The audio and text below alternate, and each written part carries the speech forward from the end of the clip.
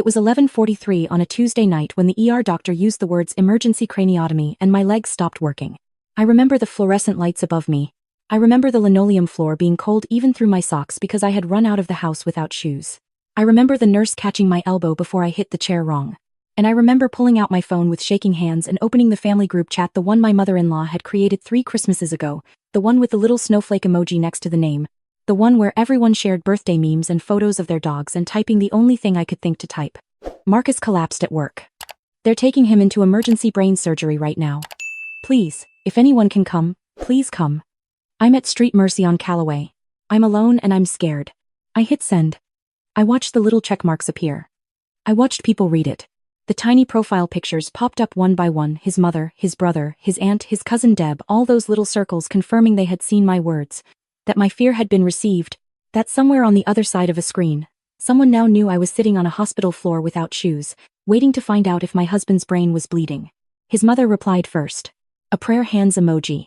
Then a heart. Then praying for you both, sweetheart. His brother sent a thumbs up. A thumbs up. I stared at it for a long time. I kept thinking I must be misreading it somehow, that maybe it was a different emoji and the screen was blurring because my eyes were wet. But no.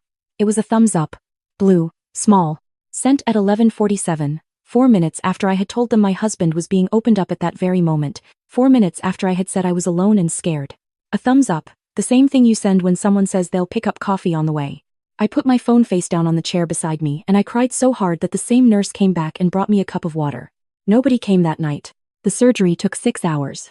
A ruptured arteriovenous malformation, something Marcus had carried in his brain, his entire life without knowing it, a tangle of blood vessels that had finally given way at 31 years old while he was walking to a meeting on the 4th floor of his office building. His coworker Derek had called 911. Derek, who had known Marcus for 2 years. Not his mother, not his brother, Derek. I sat in that waiting room alone until 5 in the morning, when a surgeon in blue scrubs came through the double doors and told me Marcus was stable, that they had gotten there in time, that there was a long road ahead but he was alive.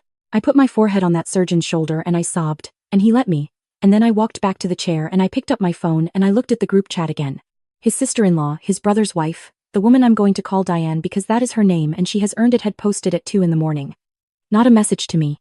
A photo of herself at what appeared to be a charity auction for the Children's Hospital Foundation, wearing a floor-length burgundy dress, holding a glass of champagne, smiling at whoever was taking the picture. She had tagged the venue. She had written, "An incredible evening supporting incredible kids. So grateful for this community." 47 people had liked it. I screenshot it. I don't know why I did that in the moment. Some quiet, exhausted part of me understood even then that I was going to need it later. Marcus spent 11 days in the ICU. Then 3 weeks in a step-down unit. Then 6 weeks of inpatient rehabilitation because the surgery had affected his motor processing on the left side, and he had to relearn how to button a shirt, how to sign his name, how to walk in a straight line without listing. I was there every day. I worked remotely from a chair beside his bed from 7 to 3, then I sat with him through therapy sessions, then I drove home. Fed the dog, paid whatever bill I couldn't ignore any longer, and drove back. I slept in the family waiting room more nights than I slept at home. My own mother flew in from Phoenix the second week and stayed for 10 days. My best friend Priya took time off work and drove 4 hours to bring me food and sit with me in the parking lot while I cried. My coworker James covered my meetings without being asked. From Marcus's family, in those 11 days in the ICU, 2 visits. One from his mother, on day 3, for 45 minutes, during which she spent 20 of those minutes on a phone call in the hallway. One from his aunt, who was lovely and warm and wept and held my hand and brought a casserole, and who I will always love for that. His brother visited once, in week 2, for about 30 minutes. He stood at the foot of the bed looking uncomfortable and talked about a car he was thinking of buying. Diane did not come at all. She did, however, text me. On day 6, she texted to ask if I had checked whether Marcus's long-term disability policy covered inpatient rehab. She sent a follow-up 20 minutes later with a link to an article about navigating insurance claims after catastrophic medical events. I read it sitting in the hallway outside his ICU room at midnight, and I felt something inside me go very, very still. What I didn't know, what I had absolutely no idea about while I was watching my husband learn to walk again, was what Diane was saying to everyone else. I found out the way you always find out. Sideways. Through someone who loved me enough to be uncomfortable. It was the end of week 5. Marcus was in rehab. He was doing better, slower and quieter than before, but present and himself. And every day some small thing came back to him that we had been afraid was gone for good. I was in the hospital cafeteria eating a sandwich I didn't taste when my phone rang. It was my sister-in-law on Marcus's mother's side, his brother, Caleb's wife from his father's first marriage, a woman named Tess who I had always liked and who had always been kind to me. Her number showing up on my screen at 3 in the afternoon felt strange enough that I answered immediately. She didn't say hello. She said, "I need to tell you something and I need you to know I'm telling you because I care about you, not to make drama." I put down my sandwich. What Tess told me, in a voice that kept dropping lower the longer she talked, was that Diane had been telling people, family members, mutual friends, people connected to the hospital foundation where she volunteered, that I was not handling Marcus's illness well. That I was, in Diane's words, emotionally unstable. That I had been making it all about myself. That I had been alienating Marcus's family with erratic behavior during a time when everyone was trying so hard to be there for Marcus. That there was concern, genuine concern, Diane had apparently said. Concern from a place of love about whether I was in the right mental state to be making decisions about Marcus's care. I sat in that cafeteria for a long time after Tess hung up. I thought about the night of the surgery, alone on a hospital floor without shoes. I thought about a thumbs up at 11:47 at night. I thought about a burgundy dress and a champagne glass. I thought about a link to an insurance article sent at midnight. I thought about Diane's voice the one time I had spoken to her since Marcus's collapse, careful and warm and slightly too careful. The way someone sounds when they are performing concern for an audience you can't see. I thought about why it would benefit Diane for me to seem unstable. I thought about Marcus's grandmother's estate, which had not been fully settled, and about the conversation Marcus and his brother had 2 years ago that had never quite resolved, and about a few things Diane had said at family dinners that I had filed away without fully examining. And then I did something that I should have done on night one. I started saving everything. Every text. Every timestamp. Every group chat message with its little read receipts and its timestamps. The screenshot of the charity auction photo, which I had taken without knowing why. The text Diane had sent me, the insurance link, the disability policy question, both timestamped well into the ICU days when she had not once appeared in person. I made a folder on my phone. I made a backup on my laptop. I am not a dramatic person. I am a project manager. I document things for a living. I also started quietly asking questions. Not to Diane. Not to anyone in Marcus's immediate family. But to Tess, who was willing to tell me more once she understood I wasn't going to fall apart. To Marcus's aunt, who had been at a family dinner 2 weeks prior and who, when I called her and gently asked if she had heard anything concerning about me, got very quiet and then said, "Honey, I want you to know that I didn't believe a word of it." "A word of what?" I asked. She told me Diane had implied. At that dinner, that the medical team had raised concerns about my presence. That I had been asked to give Marcus space for his recovery. That the reason I wasn't encouraging more family visits was not that Marcus himself had said he needed rest and quiet, but that I was controlling the situation. Marcus had said it. I had the notes from his care team. I had a written care plan. I had never once told his family they couldn't visit. I had sent them the visiting hours, the parking information, the name of the floor nurse to ask for. All of that was documented. I want to be honest about what the next few days felt like. There's a version of this story where I am calm and strategic the whole way through, and that's not true. I cried in my car in the hospital parking garage more than once. I called Priya at midnight and talked in circles until she gently interrupted me and said, "Okay, what do you actually know for certain, and what do you need to find out?" I lay awake next to Marcus, who was sleeping more than 12 hours a day as his brain healed, and I stared at the ceiling, and I felt a grief that was different from the grief of almost losing him. This was the grief of realizing that when I had been most broken and most alone, someone had looked at that and seen an opportunity. But I kept documenting. And I kept being calm in every interaction with Diane, because the most important thing I understood was that I could not tip her off. Then Marcus's brother called me. His name is Caleb. He is not a bad person, exactly. He is the kind of person who avoids conflict the way some people avoid spicy food instinctively, reflexively, without much examination of whether the avoidance is doing any good. He called me on a Wednesday afternoon, and I could tell within the first 30 seconds that he had prepared what he was going to say, that Diane had probably been in the room when he made the call or had been in the room just before. He said he wanted to check in. He said he was worried about Marcus's recovery. He said, and here his voice shifted into the specific cadence of someone repeating language they've been given, that the family felt it might be helpful if Marcus's care involved more input from people who love him, and that they wanted to make sure all voices were being heard. I let him finish.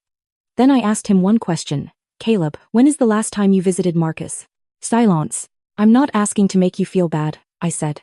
"I'm asking because Marcus knows exactly how often people have come. He's aware. He asks about it. And I would genuinely love for you to come more, because he misses his brother. So if there are things that have been said that are making you hesitate to come, I think we should talk about where those things came from." More silence. Then, "I'll come this weekend." He came. He and Marcus talked for 2 hours while I sat in the hallway. And when Caleb came out, his eyes were red and he hugged me and said he was sorry for being absent. I believed him. I still believe him. He is not the villain of this story. But the call had told me everything I needed to know about how organized Diane's effort had become. She wasn't just gossiping. She was building a case. And I understood now that she was going to keep building it until someone stopped her. And the only person who was going to stop her was me. I asked Tess if she would be willing to write down exactly what Diane had said at that family dinner. She said yes. I asked Marcus's aunt the same thing. She said yes.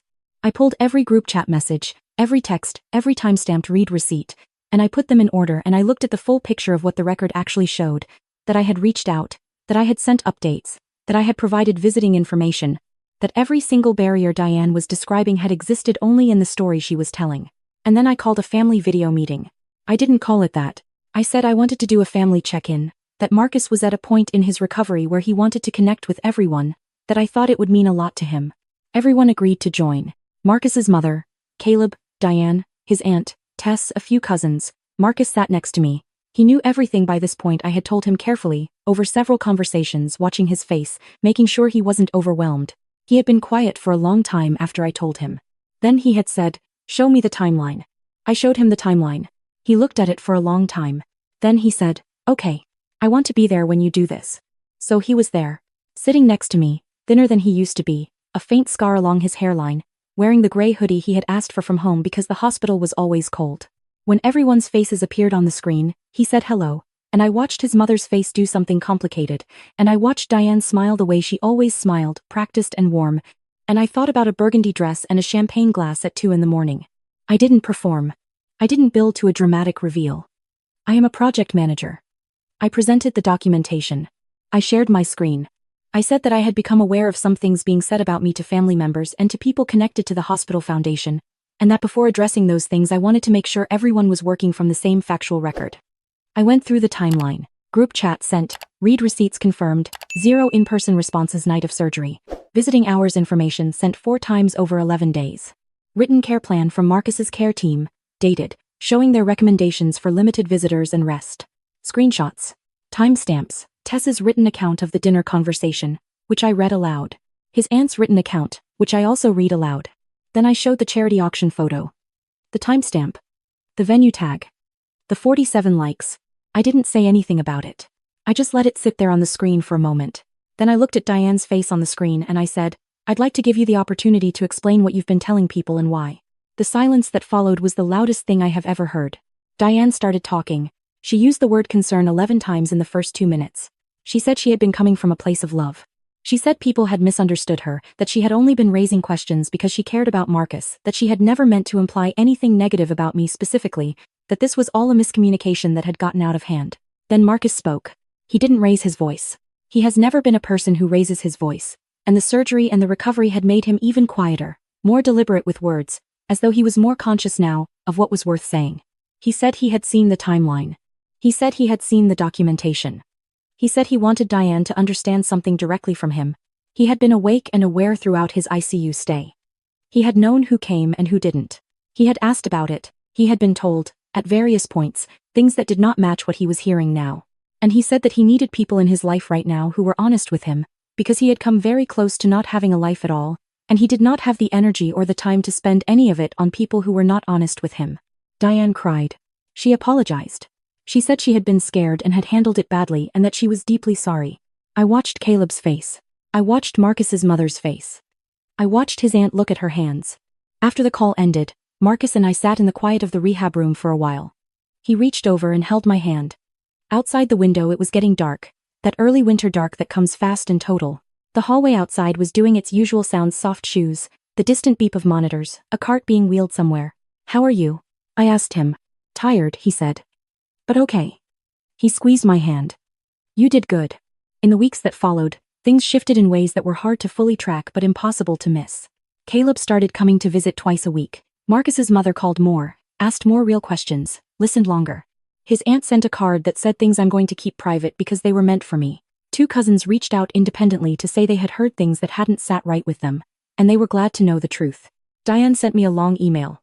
She apologized again. She said she had been in therapy. She said she had examined her behavior and understood how serious it was. She said she hoped that in time we could find a way to be in each other's lives again. She said she wanted to make it up to me and to Marcus, and that as a gesture of good faith she was prepared to make a significant donation to Street Mercy's neurology unit in Marcus's name, and she hoped I would allow her to do that. I read the email 3 times. I thought about that night in the waiting room with no shoes. I thought about a thumbs up. I thought about a burgundy dress. I thought about the word unstable and I wrote back, "Thank you for your email. I appreciate the apology. Regarding the donation, please don't do it on my account or Marcus's. If you want to support Street Mercy's neurology unit, do it because you genuinely care about the work they do there, and not as a transaction with me. I'm not interested in transactions. I'm interested in honesty and in time. That's all I have to say right now." I pressed send. I closed my laptop.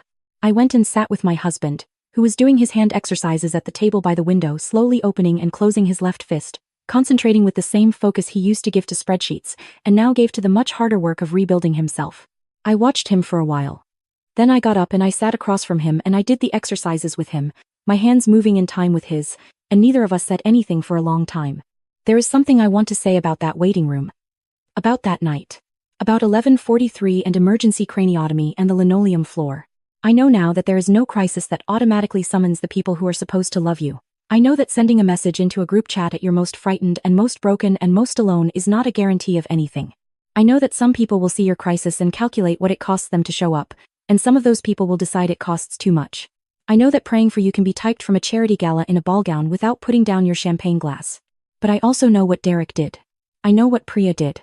I know what my mother did, getting on a flight from Phoenix at 6 in the morning with her reading glasses and her fierce, quiet love.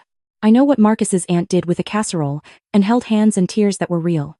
I know what Tess did when she called me and was uncomfortable and told me the truth anyway. I know what Marcus did, sitting next to me in a hospital room with a scar on his hairline, saying, "Show me the timeline." The people who show up, they show you something you cannot unknow. And the people who don't show up, they show you something too. I spent a long time being sad about the second category. I don't think I'm done being sad about it. But I have stopped being confused by it, and I have stopped asking it to be different than it is. Some people will look at your worst moment and see a burden. Some people will look at it and see an opportunity. And some rare and precious people will look at it and see exactly what it is, someone who needs them, and they will get in their car, or board a plane, or call at midnight, or sit across from you and move their hands in time with yours. Marcus comes home next week. His left hand is almost all the way back. He can button his own shirts.